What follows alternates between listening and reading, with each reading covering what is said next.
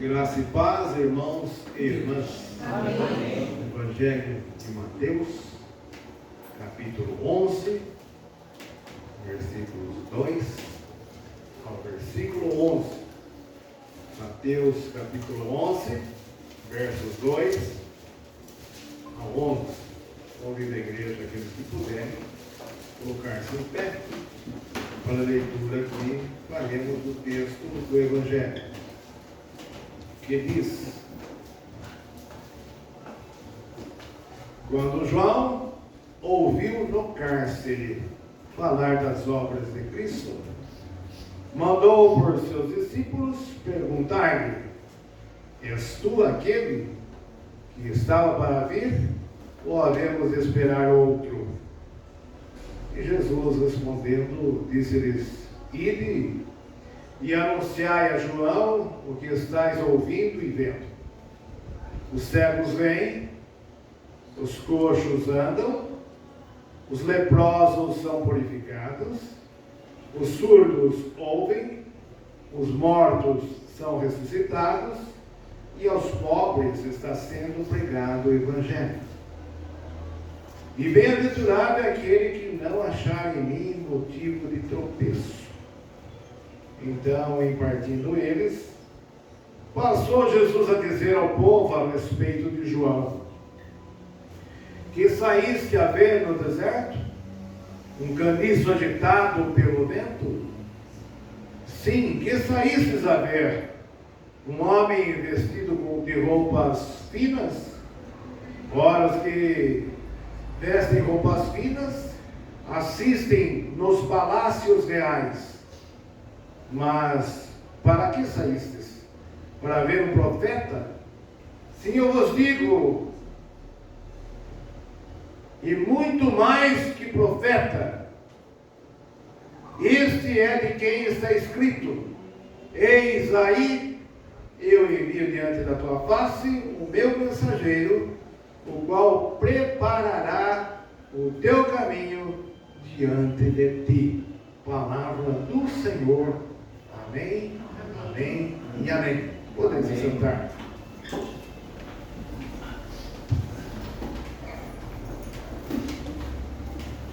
Vamos orar. Senhor, nosso Deus, nosso Pai, estamos aqui para te servir, falar do teu santo nome, estar proclamando a tua palavra. Nos ajuda nessa tarefa, Senhor, como tu já nos tens ajudado, sendo sobre nós com o teu Santo Espírito, falando ao nosso coração, falando ao coração dessa igreja, mexendo conosco cada vez mais, para que nós saiamos do nosso comodismo e possamos, ó Deus, vivenciar com mais afinco, de maneira mais dinâmica, as belezas que vêm do teu santo Evangelho, Senhor. São verdades únicas para a nossa vida, verdades singulares, ricas, nesse tempo que nós estamos vivendo. Tu nos chamas para viver o advento, que nós possamos vivê-lo com bastante intensidade, interesse, desejo, Senhor, de estarmos, ó Deus, na tua presença e desejando, Senhor, da tua vida gloriosa cada vez mais. Pai, o Natal se aproxima e é momento de nós estarmos celebrando, Pai bendito, também a festa da encarnação, o Natal do Senhor Jesus, que nós possamos estar preparando, sobretudo, o nosso coração para estarmos recebendo a Cristo, que já foi recebido por nós, mas que será lembrado mais uma vez por nós nesses dias que se aproximam. Deus, prepara-nos para que nós possamos estarmos sendo envolvidos com o Espírito e a Palavra, com o que realmente Natal significa, Advento significa para a nossa caminhada aqui na Terra. Em nome de Jesus é que eu oro e que agradeço por tudo que o Senhor já tem feito. Amém, amém e amém. Amém. Nós tentamos introduzir um pouco desta porção do Evangelho, nesse tema, né? É ele mesmo. Bem-aventurado quem não tropeça, né? Não é outro, não é outro. É ele mesmo, não é outro. Essa é a mensagem de hoje, diante da atitude de João, que estava encarcerado e que pede seus discípulos ir lá conferir o que era mesmo o Cristo, Jesus, que estava lá com os seus, né? E mais uma vez, João, o Batista, de novo, vem para nós, para comunicar a nós que ele de fato é também o escolhido, foi escolhido pelo próprio Deus para preparar o caminho. O caminho não é um caminho qualquer, é o caminho da salvação, exatamente como a igreja faz hoje. Mais uma vez, nós fazemos essa colocação prática. A igreja faz, na sua missão, na sua maneira de ser, viver, aquilo que João Batista fazia: preparar as pessoas para receber o reino dos céus. Exatamente isso que a igreja também deve estar fazendo, uma espécie de uma precursora, guardadas as devidas proporções, preparando o caminho da salvação das pessoas hoje em dia. E João, o precursor, o tal que clamava no deserto, é mais uma vez um personagem principal aqui, um dos personagens centrais dessa passagem da Bíblia. Vamos, mais uma vez, tentarmos entender o perfil de João. João é aquele que fazia duas coisas importantes e necessárias. Primeiro, ele era aquele que denunciava corajosamente o pecado dos homens, chamando as pessoas ao arrependimento. Ele era uma espécie de uma pedra na sandália dos poderosos. João Batista tinha esse retrato, essa feição, essa imagem. João Batista era particularmente o espinho do peixe na garganta de Herodes, porque ele havia incomodado Herodes, falando da sua situação imoral, e isso o enfureceu ao ponto de mandá-lo à prisão. Isso lhe custou a prisão. Ele está preso. Os irmãos viram, no cárcere, prisão. Ele está preso. Se nós transportássemos para os nossos dias, ele ainda está numa espécie de uma prisão preventiva. Só que o que virá para ele não será liberdade, mas é o pior que você possa imaginar, que alguém possa imaginar. O que vem depois dessa prisão é a própria vida ou a morte de João Batista, que vai ser degolada, a pedido de uma moça que dança e encanta Herodes. Então, ele está ali por alguns momentos. Se é preventiva, não porque depois ele vai ser solto, mas porque depois ele vai ser, na verdade, morto. Mas mesmo preso, João Batista não se intimida. Mesmo preso, João, dali da prisão, ele não para de falar. E para ele não há dúvidas, né, que ele precisa estar falando, mas ele quer conferir se Jesus é de fato o Messias que se esperava. Então ele envia os discípulos dele até Jesus, para confirmar se era de fato o Messias. E eles vão lá para confirmar. E a resposta que eles têm, o que eles presenciam, é o próprio Jesus dando seu testemunho, falando, quando perguntam se ele de fato era aquele o Cristo que haveria de vir, ele responde com aquilo que está acontecendo. Ele não faz uma peça de fundamentação de defesa ou coisa parecida. Jesus faz um relato do que está acontecendo.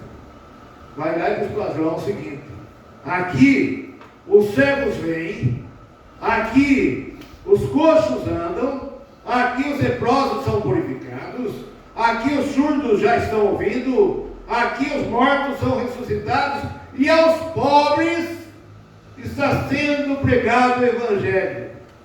Tudo conforme o profeta Isaías 35.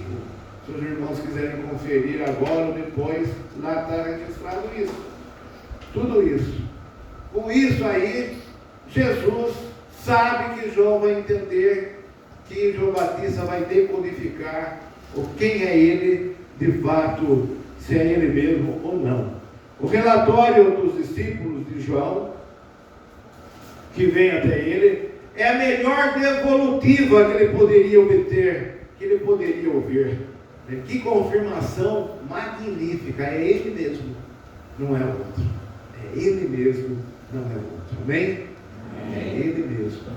E interessante que nesse texto, Jesus também coloca: bem-aventurado aquele que não achar em mim motivo de tropeço. Bem-aventurado aquele que crê que sou eu mesmo. E até hoje assim, bem-aventurados aqueles que não tropeçam nessa questão, mas sabem, creem firmemente que se tratava e se trata do próprio Cristo que ali estava. Então João tem essa devolutiva de que de fato ele é o Messias prometido a Israel. E ainda que preso naquela situação, o seu coração se arde de alegria com a notícia que vem para ele, ao ponto de ele ser considerado também pelo próprio Jesus, pelo próprio Senhor e Cristo, que, olha que coisa forte, né, que Jesus fala de João: dentre os nascidos de mulher, ninguém é maior do que João. Dentre os nascidos de mulher, ninguém é maior do que João. Nascido de mulher, é nascido da forma natural, como você nasceu, como eu nasci, como nós nascemos. Por que Jesus faz essa diferenciação? Você já sabe, ou pelo menos desconfia, porque ele nasceu por obra do Espírito Santo. O Espírito Santo. Jesus nasceu por obra do Espírito Santo. Mas entre todos aqueles que nasceram de forma natural, nascido de mulher, como ele fala aqui, ninguém é maior que João Batista. Mas durante a visita daqueles discípulos a Jesus, né, os discípulos de João, Jesus também dá um relato acerca de João que nos chama a atenção, né? Nas palavras de Jesus, ele está dizendo: João foi o meu arauto, né? João foi aquele que foi colocado à frente para anunciar de mim. João é o anunciador, é ele quem anunciou. Olha que bonito isso aí, né? Esse movimento dos discípulos indo até Jesus, trazendo o relatório lá, com Jesus, e dentre os elementos que deram o relatório trazido para aqueles discípulos, essa fala do que representa João Batista para Jesus, né? Sendo o arauto, o anunciador. João é o preparador dos caminhos, é o preparador do caminho, e dentre os nascidos de mulher é o maior. Ele é muito mais que profeta. Às vezes a gente ouve falar, né, que João Batista é o último dos profetas, e até certo ponto é mesmo, mas ele ainda é mais que isso, mais do que profeta, porque ele era o mensageiro, né, da salvação. Não se tratava de qualquer profecia, mas de uma anunciação de algo que estava se cumprindo, estava acontecendo. Mas ainda assim, ainda que João representasse tudo isso, ser dos nascidos de mulher, ser o maior, olha só, agora o que Jesus vai falar. Ainda assim, ele é menor que o menor no reino dos céus. Ainda assim, ele é menor que o menor no reino dos céus. Estaria Jesus, por acaso, desvalorizando João Batista agora? Aquele que há pouco havia falado tão bem de João Batista, estaria ele agora desvalorizando João Batista? Estaria ele agora desmerecendo João? Estaria Jesus, porventura, caindo em contradição e agora com essas palavras querendo depreciar João Batista, desprestigiá-lo? De maneira nenhuma. O que Jesus estava fazendo era para supervalorizar o reino dos céus. Amém? Amém. Olha que importante é você, eu, nós sermos participantes do reino dos céus.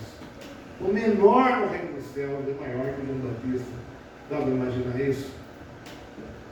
Dá para pensar um pouquinho sobre isso? É a supremacia dos reinos dos céus, está acima de tudo. João foi o anunciador da salvação. João foi o denunciador do pecado. João foi o convencedor dos pecadores ao arrependimento. Mas o reino, ele já é. O reino já é a salvação. O reino já é a libertação anunciada por João. Está entendendo? João vem e anuncia. E o reino é aquilo que João anuncia. O reino já é a salvação. O reino já é a libertação. O reino já é o perdão para os homens e mulheres que confessam os seus pecados. O reino está para o ser humano, sobretudo por causa do pecado. João, ainda que dos nascidos de mulher seja o maior, ele não é Jesus. Não é Jesus. Assim como Jesus não é João. Jesus não é João. Não se trata de coisas óbvias, mas se tratam de coisas relativas às suas respectivas pertinências, aquilo que compete a João e aquilo que compete a Jesus. Aquilo que compete à mensagem de João e aquilo que compete ao reino dos céus, que é o reino da salvação de Deus para conosco. Há um risco muito presente nessa época do ano, que é de esse período do ano se tornar mais uma repetição das de sempre. Das de sempre. Nós, nesse período do ano, chamado de vento, se nós não atentarmos, nós estamos correndo o risco de ser mais um final de ano como sempre tem sido, como sempre foi. Mas a ideia não é essa. O Evangelho, a palavra, nos convida a nós não estarmos querendo viver a mesma coisa que nós sempre vivemos nos anos anteriores, mas sairmos, na verdade, dessa repetição. O Evangelho quer mexer mais fundo com o Evangelho. Amém? Amém. Para isso é preciso que você se deixe envolver pelas mensagens, pelo Evangelho que está sendo pregado e se sinta mexido. Que Deus está te chamando, está me chamando, está nos chamando para um período do advento não galgado no mesmismo, né? Uma coisa corriqueira, nos preparando para o Natal. Não algo que é corriqueiro, algo comum, mas sobretudo porque é o nascimento do Cristo. E Cristo não é mesmismo. Cristo não é algo enfadonho. Cristo não é algo corriqueiro. Jesus Cristo é o viver em novidade de vida, que é o não mesmismo, que é não repetição, que é não a vida meio que robotizada, vida repetitiva, que se torna tediosa e enfadonha para nós. Jesus é a vida nova a cada dia, e Ele está vindo. Celebremos a sua primeira vinda e a sua segunda vinda. Assim, meus irmãos e irmãs, esse período que vem para nós, vem com esse perfume de boa nova para todos nós. Um perfume de boa nova vindo até nós. Aqueles que, e não somente a nós, mas aqueles a quem também nós tanto amamos, também recebam esse tempo como sendo um tempo bendito do Senhor. É o nascimento do Salvador, né, que está chegando o dia de nós celebrarmos, e a segunda vinda gloriosa e iminente de Jesus que se aproxima, que nós não sabemos quando, mas nós cremos. Bem-aventurado aquele que crê. Bem-aventurada aquela que crê. Ainda que, meus irmãos, há uma maioria que não se importe com isso. Nós, como igreja, e nós somos um grupo pequeno de igreja, enquanto membros participantes dessa igreja, ainda assim, nós devemos ter esse momento como um momento muito relevante, muito importante para nós. Não sermos como o mundo faz, que não valoriza, não dá o verdadeiro relevo a esse momento do ano, esse período do advento. Que a igreja seja um grupo de pessoas, nós aqui, que se importe com esse tempo, que valorize esse tempo, que receba esse tempo como um tempo de extrema relevância para a vida pessoal, para a vida em particular, para a vida em família, para a vida espiritual, para a caminhada com Jesus. Eu preciso que a igreja esteja se deixando envolver com isso, entendendo que é de fato muito importante para a nossa vida. O mundo já não dá valor para isso. Vocês sabem disso. A igreja sabe disso. O mundo está noutra vibe. Não está preocupada com essas coisas. Não tem isso como relevante. Sabe por quê? Porque essa mensagem, ela bate de frente com a natureza pecaminosa do ser humano. A mensagem do advento, a mensagem do Natal, vem e bate de frente com a nossa natureza humana pecaminosa, e que nos obriga a refletir. E as pessoas muitas vezes não querem refletir, mas nós precisamos refletir, amém? Amém. Nós precisamos refletir muito, usarmos esse tempo para a nossa reflexão. Nós precisamos fazermos uma autoavaliação, uma espécie de um balanço da nossa vida. É um tempo oportuno para isso. Esse tempo do advento é o tempo que nos convida a nós estarmos refletindo, nos avaliando a nós mesmos, nos arrependendo e nos rendendo aos pés de Jesus Cristo. É preciso. Isso é o não mesmismo que nós estávamos falando. Isso é não repetição que nós estávamos proclamando. Isso é sair e viver uma vida, não uma vida enfadonha e corriqueira e tediosa, mas viver uma vida com novidade de vida. Então, esse tempo é o tempo da chance. Esse tempo que nós estamos vivendo, do advento, é o tempo da chance. Amém? Amém. O tempo que Deus está nos dando uma chance. Está nos dando mais uma oportunidade. E Ele está renovando essa chance para nós. De nós avaliarmos quem nós somos, de nós avaliarmos o que nós estamos fazendo aqui, avaliarmos o que nós queremos, o que nós pretendemos, o que nós desejamos na vida, e estarmos também avaliando para onde nós queremos ir. Ele é o Deus que vem ao nosso encontro. E nós vamos ao encontro de Deus. Então há que existir essa via de mão dupla, do vai e vem, de Deus para conosco e nós para Deus também. Esse é o tempo bendito da oportunidade de um novo encontro com Jesus. Esse é o tempo de nós sairmos renovados e renovadas. Esse é o tempo de transformação, pessoas serem transformadas através desse encontro, já com os pés em novos caminhos, com os pés em caminhos de santidade, com os pés nos caminhos de fé viva, com os pés no caminho do amor sem medo e o amor sem reservas. Esse é o tempo do Senhor. E esse é o tempo que Deus fala conosco. Então, não resista à mensagem do advento. Entregue-se a ela. Amém? Amém. Entregue-se a ela.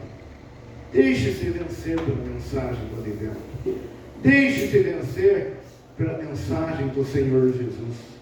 Porque é a mensagem de amor, é a mensagem de paz, é a mensagem de luz, é a mensagem de fé.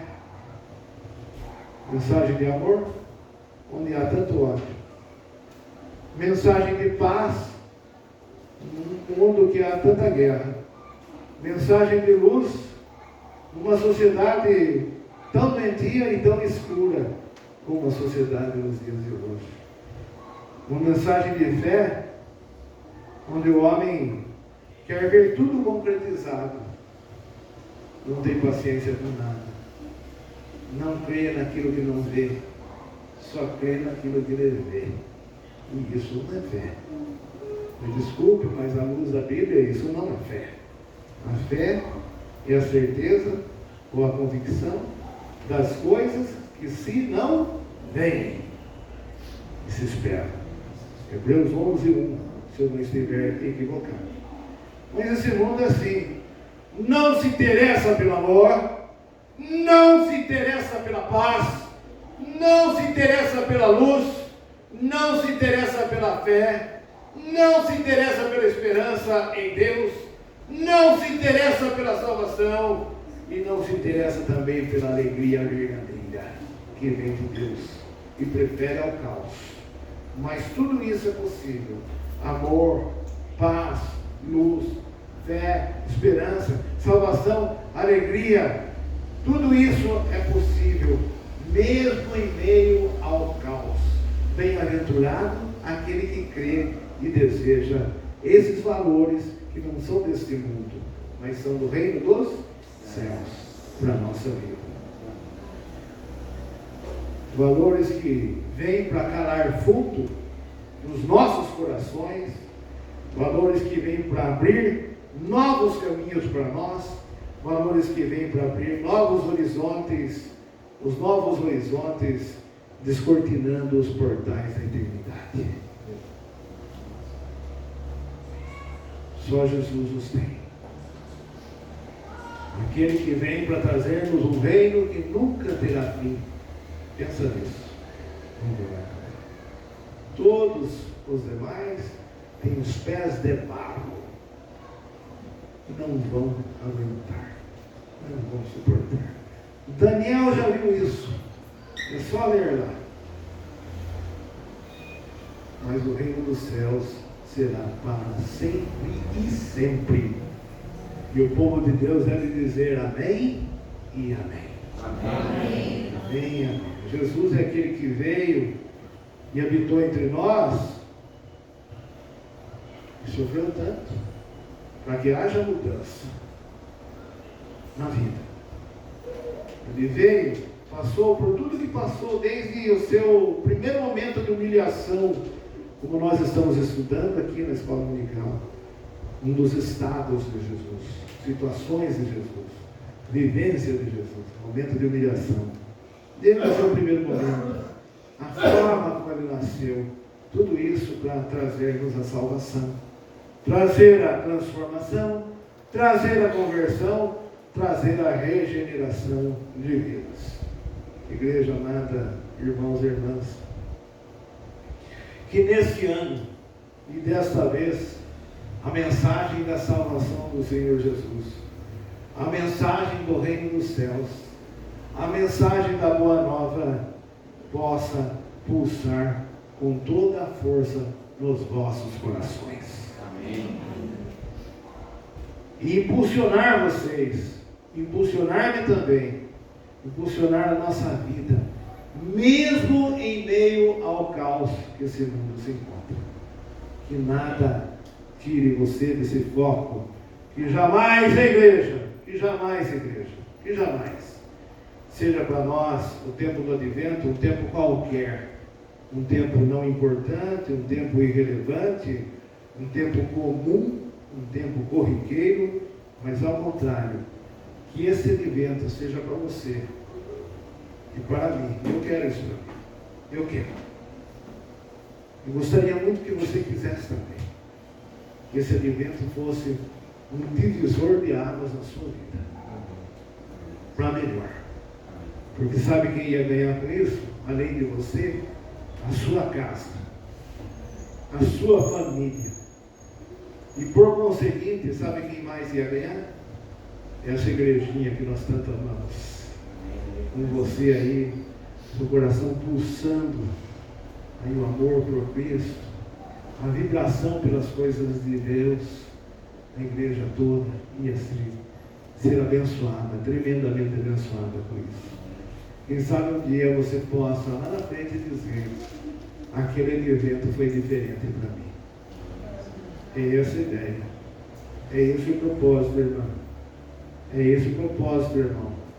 É esse o propósito, igreja. É esse o propósito, irmã presbítera que está também atenta à nossa fala. É esse o propósito. Que não seja mais um, mas seja o. Percebeu a diferença? Da força do artigo? O é quantitativo. Agora o é qualitativo. Que você possa ser muito abençoado nesse tempo do advento, como um tempo novo que venha fazer uma baita diferença na sua vida. Você que já caminha com Jesus, ou você que quer caminhar com Jesus. Amém? Amém, amém e amém.